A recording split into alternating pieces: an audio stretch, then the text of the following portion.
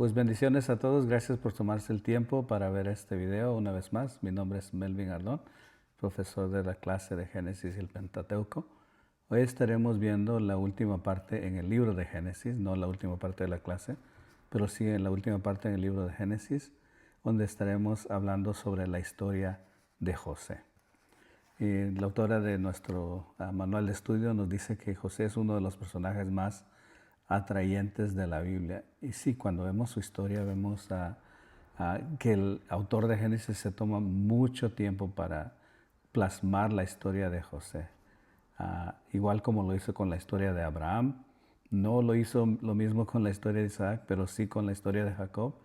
Y ahora vemos que de los 12 hermanos, bueno, 11 hermanos de José, la vida de José es la que más es plasmada en el narrativo bíblico. Entonces, vamos a ver un poquito más con detalle la vida de José. Y empezamos aquí porque José es un joven muy peculiar que Dios le habla o le da la capacidad de poder tener sueños, y luego pues también vamos a ver después que le da la capacidad de interpretarlos. Pero también en la historia vemos que su padre hereda algo de sus antepasados, ¿no? Como su mamá, que lo favorecía a él, y luego su papá, que favorecía a su hermano. Entonces vemos que él también tiene esa tendencia, y de todos sus hijos, él favorece a este José, que es el primogénito de su esposa que él amaba, ¿no? Entonces él por eso lo favorece mucho. Pero también la autora de nuestro manual dice que José era el único de los 12 que demostró interés por las cosas espirituales, ¿no? Entonces quizás también Jacob notó eso y por eso lo favorece mucho, y empieza dándole vamos a ver, le empieza dando esta túnica de colores, ¿no? Aquí me gusta mucho esta túnica porque no resalta tantos colores como en otras, vemos en otras caricaturas, en otras películas que hablan sobre la vida de José. Pero sí, como la autora nota, es una túnica especial porque le cubría hasta las mangas, le cubría hasta la parte de abajo de sus pies. No era normal, era algo que usaban los sacerdotes o personas ah, digamos, dignatarios o personas que no iban a trabajar en el campo, ¿no? Y esto pues ha de ver, a sus hermanos les ha de ver dolido un poco.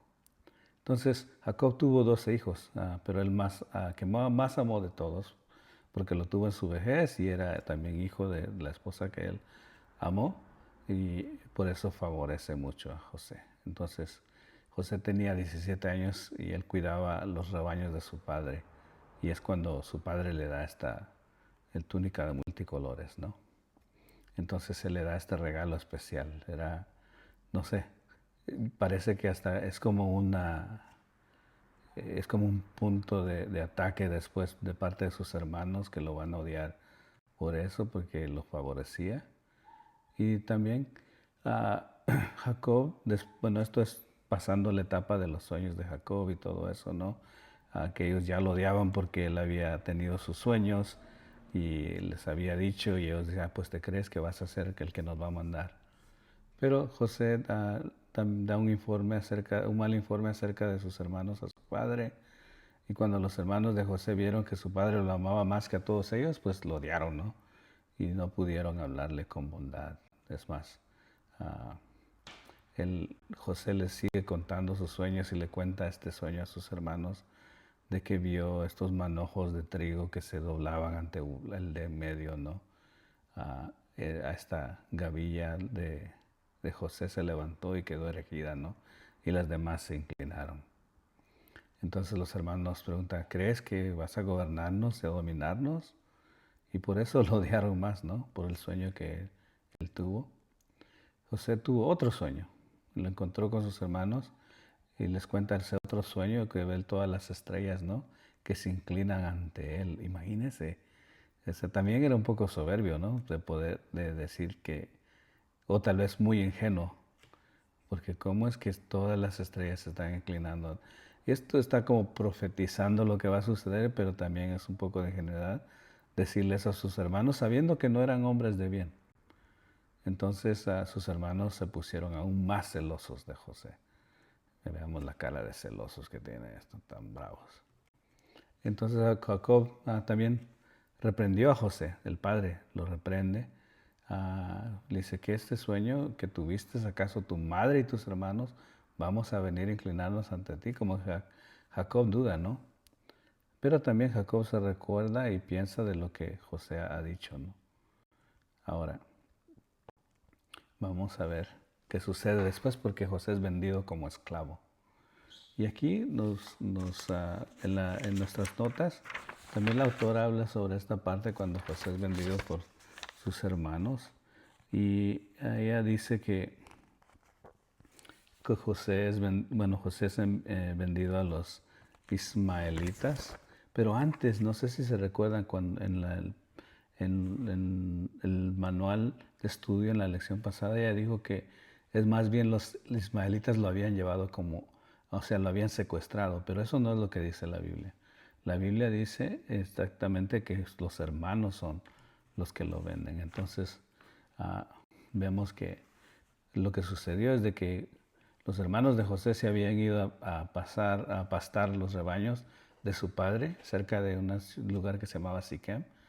Jacob le dice a sus padres Jacob le dice a José, tus hermanos están pastando los rebaños cerca de Siquem, ve a ver cómo están y tráeme noticias, ¿no?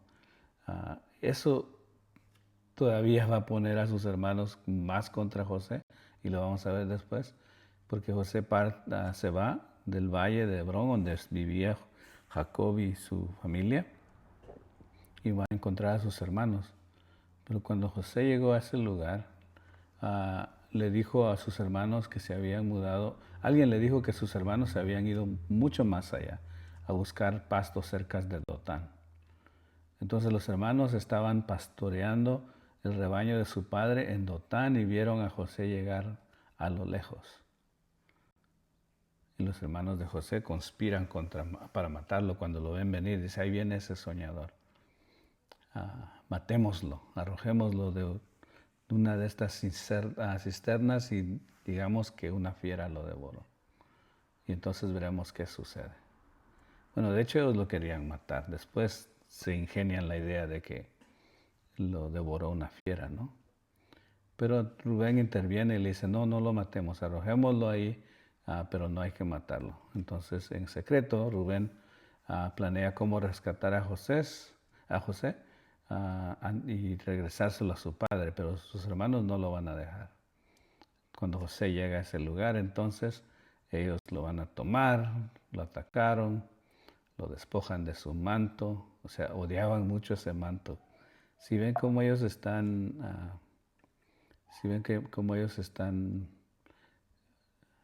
cómo ellos están vestidos, nos damos cuenta que José estaba vestido diferente. Entonces, pues lo despojan de su manto, de su túnica de multicolores, y luego se lo llevan y lo tiran al pozo, ¿no? Lo tiran hasta adentro ahí. Qué bueno que el pozo estaba seco, ¿no? Entonces la cisterna estaba vacía, no había agua ahí. Después, mientras los hermanos de José se sentaban a comer, alzaron la vista y vieron estos ismaelitas, ¿no? ¿Recuerdan a Ismael? Bueno, hasta aquí están sus descendientes. Y ahora sus descendientes pues son gente del desierto, pero también algo que está muy marcado es de que ellos también tratan con personas, ¿no? Bueno, tratan con todo, hasta personas. Dice, sus camellos estaban cargados de especies, bálsamo, mirra, se dirigían a Egipto. Entonces Judá dijo a sus hermanos, ¿qué ganaremos si matamos a José? Encubrimos su sangre, mejor vendámoslo a los ismaelitas.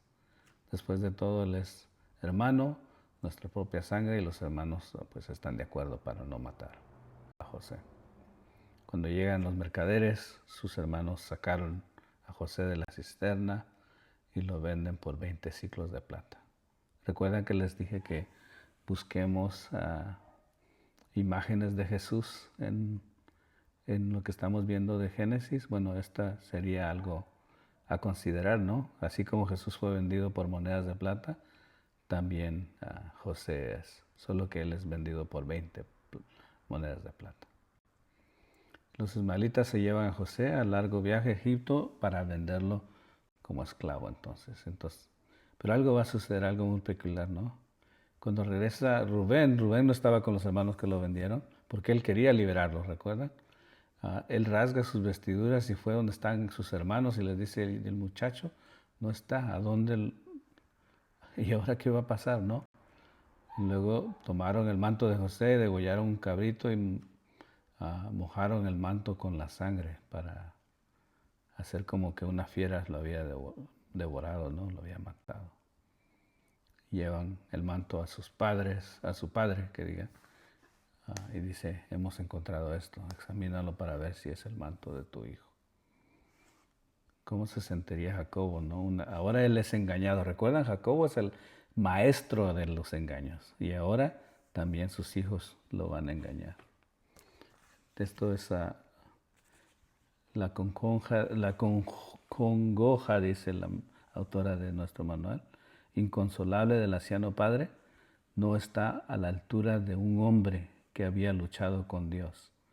No sé por qué pone ella, porque ella como que descuenta en los sentimientos de Jacob. O sea, no sé, Jacob no tendría que haber llorado o no tendría que haber actuado inconsolable porque murió su hijo.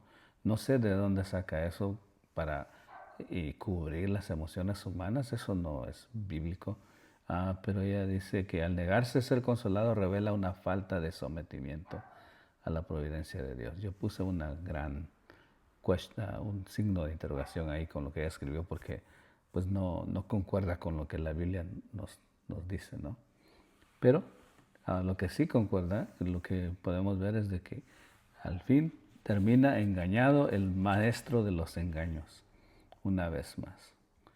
Veamos qué sucede. Entonces Jacob lo reconoce la túnica y luego le dicen que se lo devoró una fiera. Y José de seguro fue despedazado, pero ellos no encontraron el cuerpo de José, según no.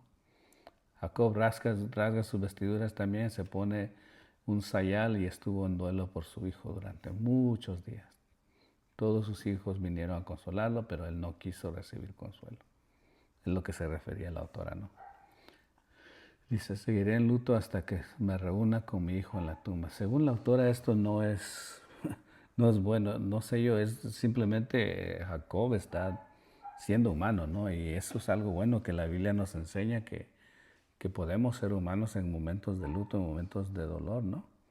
Entonces, nada más quería tocar eso. Sigamos con la historia porque después vemos que José es vendido a un egipcio que se llama Potifar. José es llevado a Egipto, los ismaelitas para ser vendido como esclavo.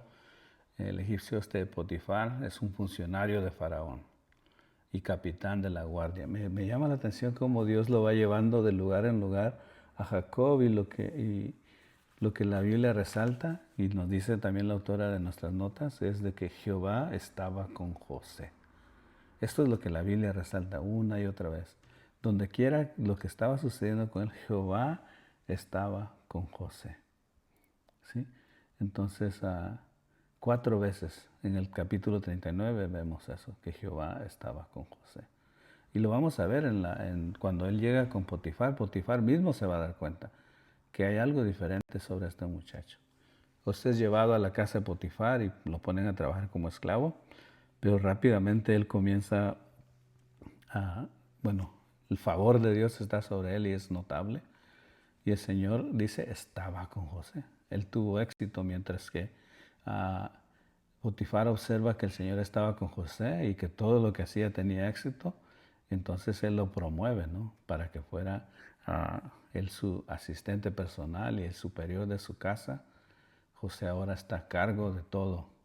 Y la autora también de nuestra nota dice que como que José va obteniendo experiencia, ¿no? Poco a poco, experiencia de administración. Primero, pues, en su casa, su papá lo mandaba a ser supervisor de sus hermanos. Ahora aquí, en la casa de Potifar, vemos como él asciende también a ser el mayor en la casa, a estar a cargo de todo lo que posee Potifar. Y la palabra nos continúa diciendo que Jesús, Señor, está con José, tanto dentro y fuera de la casa. Entonces, pero también algo sucede, ¿no? Miren, esta mujer está también se mira muy mala, ¿no? Pues era un hombre de complexión fuerte y de buen aspecto, así como yo. Bueno, tal vez un poco más guapo yo, pero no sé. Y la mujer de Potifar se fijó en José y dice que le dijo, acuéstate conmigo. Y José se niega diciendo, mi Señor me ha confiado todo lo que Él tiene. En esta casa no hay nadie más importante que yo. No me ha negado nada excepto a ti, porque eres su mujer. ¿Cómo podría yo hacer un mal tan grande y pecar contra Dios? Noten que José no dice pecar contra su Señor, que era Potifar, ¿no? Sino pecar contra Dios. Y la autora nota esto, que esto es un contraste de lo que pasó también con Judá. ¿Recuerdan lo que hizo Judá? Judá, él se acostó con la que había sido hija de sus esposa de sus dos hijos, y que después él no le quiso dar su hija, y pues esta mujer la tuvo que engañar, ¿no? Porque para poder ella pues tener un hijo y ser respetada en su sociedad, ¿no? Que está. Entonces vemos que Judá, pues él sí cede en ese lugar, pero José no. Es como un contraste, ¿no? Notable de la conducta de Judá y la conducta de José. O sea, si no estuviera esto en la historia de José, tuviéramos una idea diferente de los hijos de Jacob, ¿no? De las tribus de Israel, porque todos los demás pues fallan muy fuerte, pero José no. José guarda su integridad hasta el final. No, aún después vamos a ver cuando se reúne con sus hermanos, él no actúa como los demás, como ellos hubieran actuado. Él actúa diferente. ¿Y por qué? Porque él tenía un sentido muy apegado a lo que había aprendido de Dios, ¿no? Y Dios estaba con él por lo mismo. Entonces, la mujer continúa hablando con José día tras día, pero él no le responde a sus invitaciones a acostarse con ella, ¿verdad? Bueno, quizás, no sé, si ella estaba siendo usada por el enemigo. La Biblia no dice eso. Simplemente su deseo, ¿no? De tener algo que no era de ella, y tal vez para interponerse en el plan del Señor también. Y luego, ¿qué sucede? Un día José entró a la casa para hacer su trabajo como siempre. No había nadie ahí en la casa, pero la esposa de Potifar agarró a José por su prenda exterior y le dijo, ven a acostarte conmigo. ¿Sí? Lo desnuda literalmente, digamos. José se soltó de ella y dejó sus prendas en las manos de ella. Y la mujer de Potifar llamó a los sirvientes y dijo, miren, mi esposo trajo a este esclavo hebreo para humillarnos. Intentó acostarse conmigo, pero yo grité fuerte. Cuando me oyó alzar la voz, dejó su prenda exterior a mí. O sea, como no pudo tener éxito, va a difamar a José, y la pena de esto iba a ser pena de muerte. José estaba destinado a morir por esta acusación que estaba sufriendo. Y cuando Potifar oye de su esposa decir esto, dice, así me trató tu esclavo, se puso furioso. Potifar se pone furioso, ¿no? Pero Potifar conocía a su mujer también, y la Biblia deja claro, bueno, aquí la pena era muerte, pero Potifar lo que hace es meter a José preso. A él le dolía más haber perdido a su esclavo que según que se había tratado de abusar a su mujer. De plano ella tenía un historial también, no sabemos, pero Potifar no se dejó engañar tanto. Bien le pudo decir, mientes, pero entonces también iba a hacerle un mal ante todos, dejándola como mentirosa. Entonces Potifar toma a José y lo pone en la cárcel, lo arroja a la cárcel donde están los demás presos del rey. O sea, no era una cárcel cualquiera también, creo. Pero en la cárcel el Señor estuvo con José, otra vez. y le muestra su bondad, ¿verdad?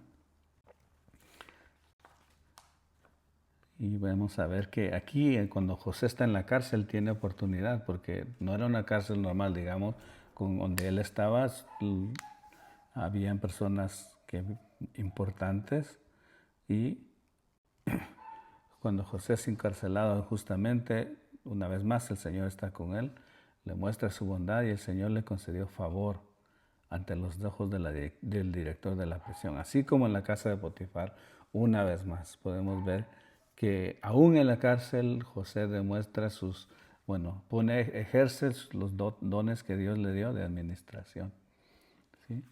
Entonces ha de haber brillado mucho, ¿no?, en medio de todos los presos, para que el director de la cárcel pone su mirada en él.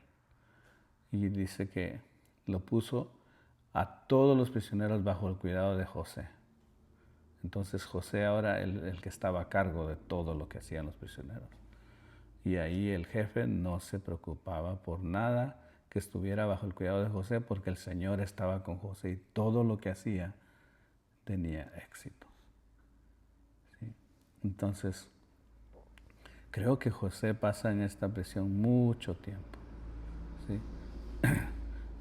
No, pues quizás más de 10 años ha de haber pasado ahí, pero sí, como dice, bueno, la autora dice que la demora con frecuencia es parte de la disciplina divina. No sé si José estuvo ahí por disciplina, entonces estoy un poco en desacuerdo con lo que ella dice ahí. Quizás simplemente los tiempos del Señor todavía, el tiempo para que José saliera de ahí todavía no era exacto, no era el perfecto. Dios está esperando para el tiempo perfecto, ¿no? Recuerdan que también vemos más adelante que tiene que suceder algo para que el faraón necesite la presencia de José, y luego pues vamos a ver lo demás. Entonces en aquel tiempo también, como recuerdan que en esa cárcel habían gentes muy importantes, el copero de Faraón y el rey de Egipto ofendió a su amo y fue puesto en la misma prisión. También ofensa contra Faraón hubiera sido muerte, entonces, pero Faraón se ve que es un hombre que no es sanguinario, porque en lugar de matarlo lo meten a la cárcel. Y también el panadero de Faraón lo enfureció y también fue a la cárcel. Me llama la atención que las notas, también la profesora Minerva escribe que hay registros antiguos de que en esos tiempos en Egipto existían los títulos del jefe del copero y el jefe del panadero. Entonces son evidencias arqueológicas que apuntan a la veracidad de la historia de José en Egipto, ¿verdad? Aparte de que los iscos eran también los que estaban gobernando en ese tiempo. Entonces, estos fueron encarcelados y el capitán de la guardia designó a José para que fuera el ayudante de ellos y que los sirviera. O sea, el jefe de la cárcel está sirviendo a estos dos hombres. Y los vemos aquí, que los encarcelaron. Y una noche, mientras estaban en la prisión, el copero y el panadero tuvieron sueños. Y esta es la oportunidad exacta, ¿recuerdan? Cada uno tuvo su sueño y tenía un significado. Y cuando José fue a verlos por la mañana, vio que estaban deprimidos y les pregunta, pues, ¿qué están tan tristes? Y ellos les responden, tuvimos sueños ambos, pero no hay nadie que los interprete.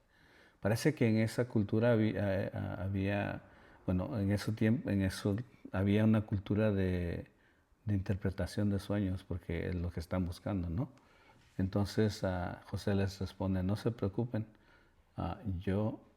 las interpretaciones pertenecen a Dios. Entonces él le dice que le cuenten los sueños y que él va a pedirle a Dios que se le revele cuál es el significado.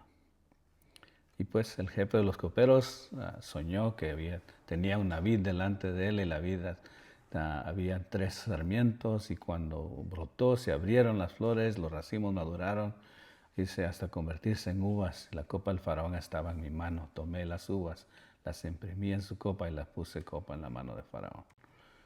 José respondió, esto es lo que significa. Los 3 sarmientos son 3 días. Dentro de 3 días el faraón te restituirá tu puesto y pondrás la copa del faraón en su mano como hacías antes, pero acuérdate de mí. No sé por qué José le dice, acuérdate de mí, porque es Dios el que lo va a sacar de ahí, no es el copero, no es el panadero, pero le dice, haz mención de mí al faraón y sácame de esta prisión.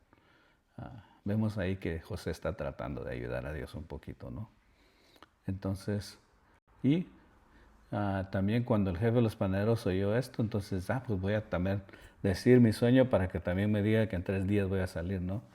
Pero dice, el sueño del panadero es diferente. Dice, él había 3 canastas de pan blanco sobre su cabeza y en la canasta arriba había panes de toda clase de para Faraón, pero los pájaros se los comían sobre su cabeza. Y José le dice, bueno, te vas a morir. Esto significa que las 3 canastas son los 3 días, ¿verdad? Y tus 3 días Faraón te ejecutará y te clavará en un palo. Oiga, nada más.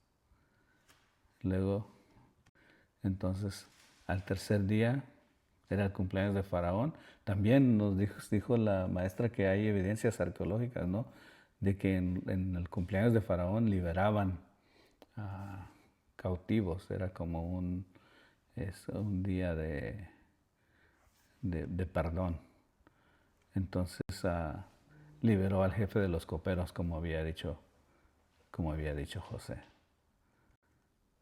Restauró a este jefe y lo puso como una vez más, pero también al panadero ese mismo día lo sacaron y lo ejecutaron. Entonces, el jefe de los coperos no se acuerda de José, se olvida de él por completo. Creo que pasan 2 años hasta que, sí, 2 años pasan hasta que se hace mención una vez más. Seguimos entonces porque va a llegar la gran oportunidad de José, que se va a interpretar los sueños de Faraón. Una noche Faraón tuvo un sueño, ¿sí? Otra vez los sueños son importantes, ¿no? Y este sueño es el de que él había visto 7 vacas gordas y 7 vacas flacas, ¿no? 7 vacas hermosas y gordas subían del Nilo y pasteaban entre los juncos, y luego 7 vacas feas y flacas subían tras de ellas. ¿Sí? Entonces las vacas feas y flacas se comieron a las 7 vacas hermosas y gordas. Y Faraón despierta de su sueño. Y se duerme otra vez y tiene el sueño de las 7 espigas, ¿no? Por la mañana Faraón se turba y llama a todos sus sacerdotes. Esto también se recuerda como lo que sucedió en Babilonia, ¿verdad? Con los 3 y con Daniel. Bueno, esa es otra historia. No estamos en esa clase.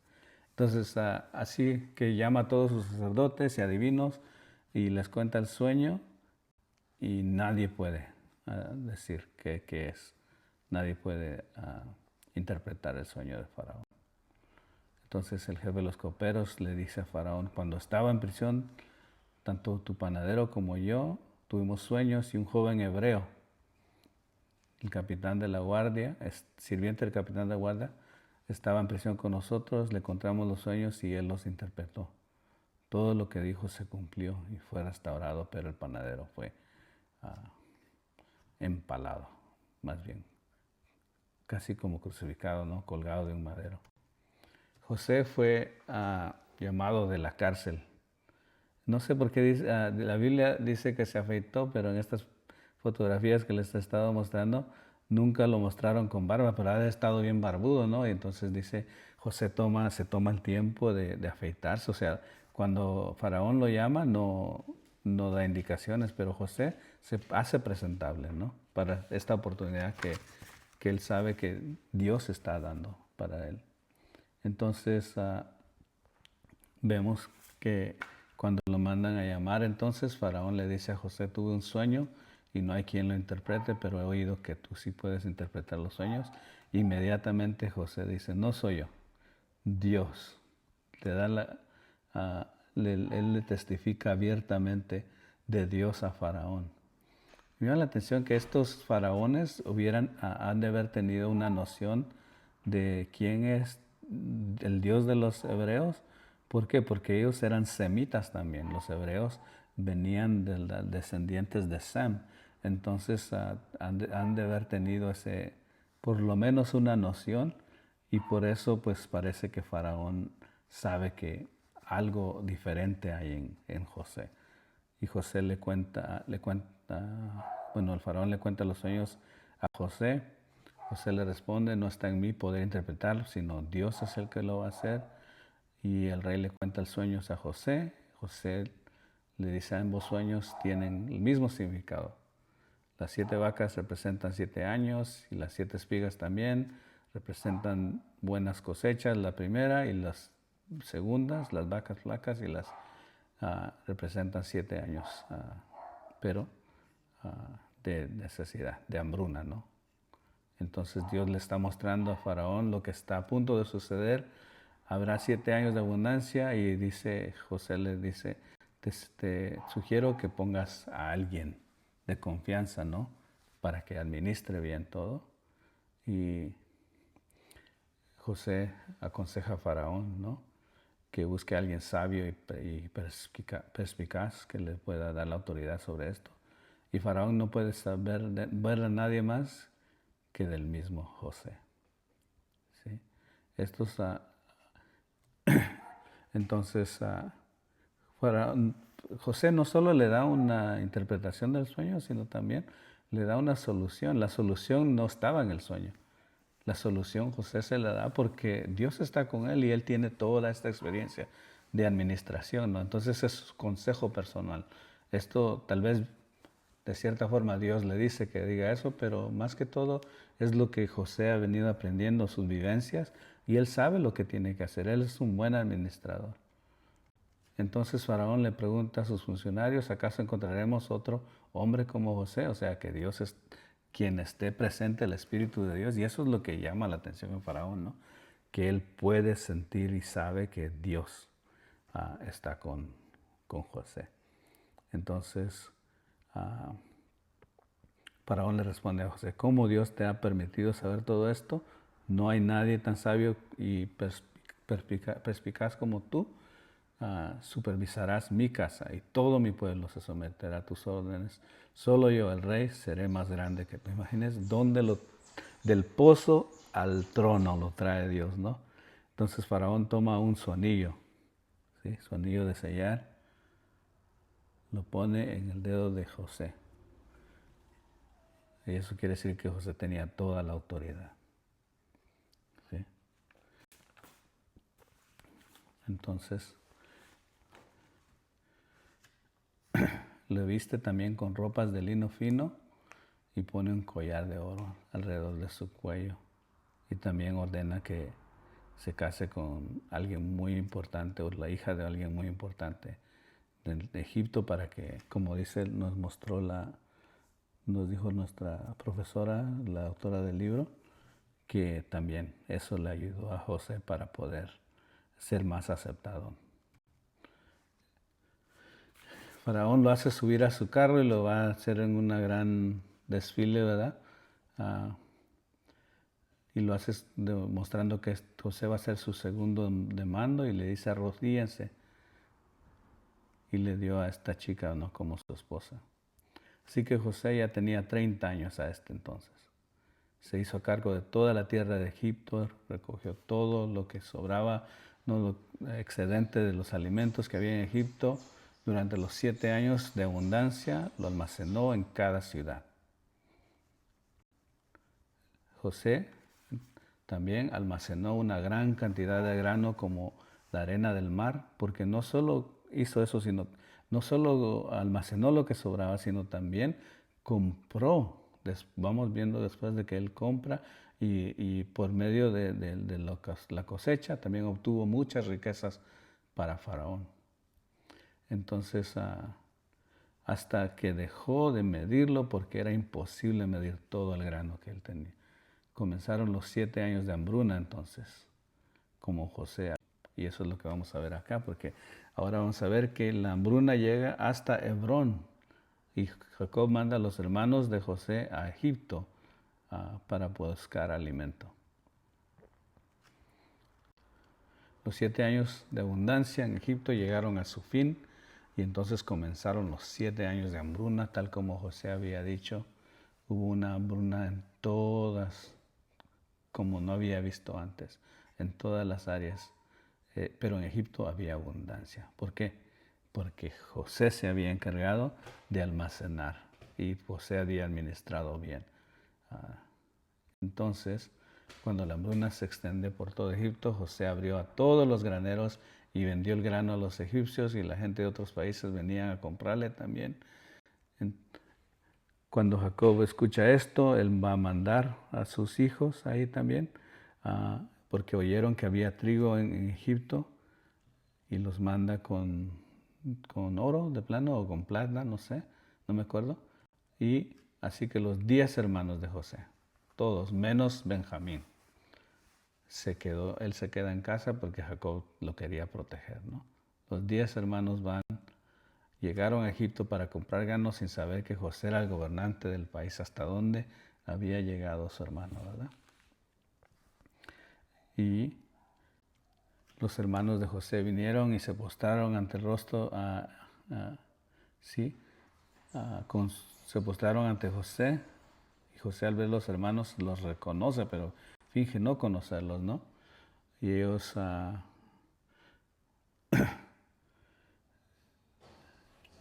pues dicen que van a comprar grano, y somos hijos, dice, de un hombre en la tierra de Canaán, una familia de 2 hermanos, el menor está con nuestro padre, y uno ya no vive.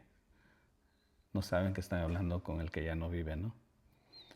Dice, somos hombres honestos, no somos espías. Y José les dice que si no son espías, entonces que traigan a su hermano menor, como habían dicho que tenían. Y también José quería ver que no le había sufrido lo mismo que él sufrió su hermano menor por ser el hijo de la misma esposa, ¿no? Y entonces José encarcela a todos durante 3 días. Y después del tercer día, durante 3 días, deja a uno de los hermanos encarcelado, mientras los demás van a buscar grano, a llevar el grano a sus familias, ¿no? Pero dice que si no regresan con su hermano menor, no va a soltar al otro. Entonces salen, sin duda,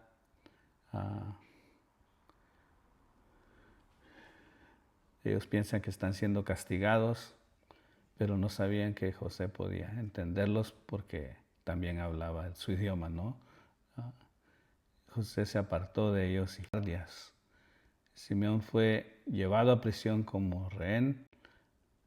Entonces, cuando José dio órdenes a que llenaran sus sacos de grano y devolver el dinero, los hermanos cargaron el grano en sus burros y se marcharon. Y cuando uno de ellos abrió sus sacos para sacar comida para su asno en el lugar de descanso, vio su dinero en la boca del saco. Y les dijo a sus hermanos, me devolvieron el dinero, aquí está en mi costal. Entonces descubrieron que cada uno de ellos tenía su dinero en el saco. ¿Qué nos ha hecho Dios?, preguntaron. Regresan a la tierra de Canaán donde está Jacob y le cuentan todo, ¿no? Pero José también está triste porque Jacob, porque uno de sus hijos pues se quedó preso, y ellos le dicen que tienen que llevar a Benjamín. Benjamín no irá con ustedes a Egipto, pues su hermano ha muerto y solo queda él. Si algo le sucede, habrán de descender mis canas con tristeza a la tumba. Está muy joven este Jacob, ¿verdad? Pero bueno. Entonces vamos a ver. Los hermanos de José regresan a Egipto. La hambruna es tan severa que terminan de comerse todo el grano que habían comprado, y luego regresan a comprar más alimento. Judá le dice, pues no, les dijo que no regresamos sin nuestro hermano el menor, ¿verdad? Entonces, al fin lo convencen al papá, manda a Benjamín también con ellos. Jacob les dice, los manda. Entonces tomaron consigo los regalos y el dinero junto a Benjamín y se apresuraron para ir a Egipto. Cuando José vio que Benjamín venía con ellos, pues eso le da mucha felicidad. Costales. Y luego sacaron a Simeón para ver que no le había pasado nada. Los trata muy bien José, y cuando José llega a su casa se inclinaron y le ofrecieron regalos, ¿no? Y vieron, dice, y él les preguntó, ¿vive su anciano padre? Y dice, sí, él vive aún. Y se inclinaron con humildad, ¿no? José ve a su hermano Benjamín y pues yo creo que esto ha de haber sido muy motivo, de mucha emoción para. Algo importante aquí es de que aunque los hermanos trataron que todo esto fuera para mal, Dios lo usa para bien, ¿no? Y algo más que la maestra también toma nota sobre la bendición que después Jacob da a los hijos de José, Manasés y Efraín. Y ella no notó, pero cómo hace una cruz cuando va a bendecirlos para poner su mano derecha sobre Efraín. Y pues también la autora hace mención de todos los nombres que se le dan a los hijos de Jacob, y cómo pues todo esto pues tiene su significado. Más adelante cuando estudiamos, creo que es en el libro de Levíticos, vemos cómo están las tribus puestas y vemos las diferentes caras. Eso hace como apunta también a Apocalipsis, donde vemos el trono blanco y las 4 caras de las criaturas que están rodeando. Es similar lo que va a suceder después con las tribus aquí de Jacob. Por último, la autora menciona lecciones de la vida de José. En la página 9 dice, la pureza personal, si no hubiera sido por la vida religiosa de José y su convicción en cuanto a la importancia y la pureza, habría sido arrastrado por sus pasiones. También la prosperidad en los negocios es posible para el siervo de Dios, y yo creo eso también.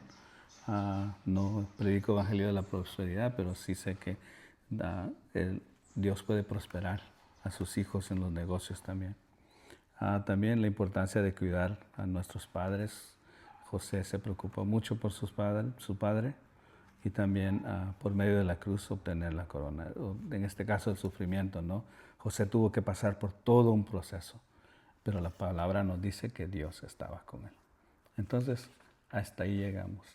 Quiero que si llegaron al final de este video, voy a saberlo, porque lo que quiero es de que ustedes dejen un comentario al final, que puedan también explicar un poquito cómo ustedes, un pequeño párrafo, no tiene que ser mucho, 5 oraciones, cómo ustedes también vieron a Jesús en medio de la historia de José. Cómo pudieron, qué destellos pudieron ver, cómo pudieron identificar la presencia de Jesús en medio de todo esto, y en medio de la historia de José. Nada más 5 oraciones. Y pues al recibir esto, comentario, voy a notar de que ustedes hicieron de que vieron este video. Así de que gracias por verlo. No se olviden de ponerle like, suscríbanse al canal si no lo han hecho, y también hagan ese comentario para que les cuente cómo que hicieron la tarea. Bendiciones.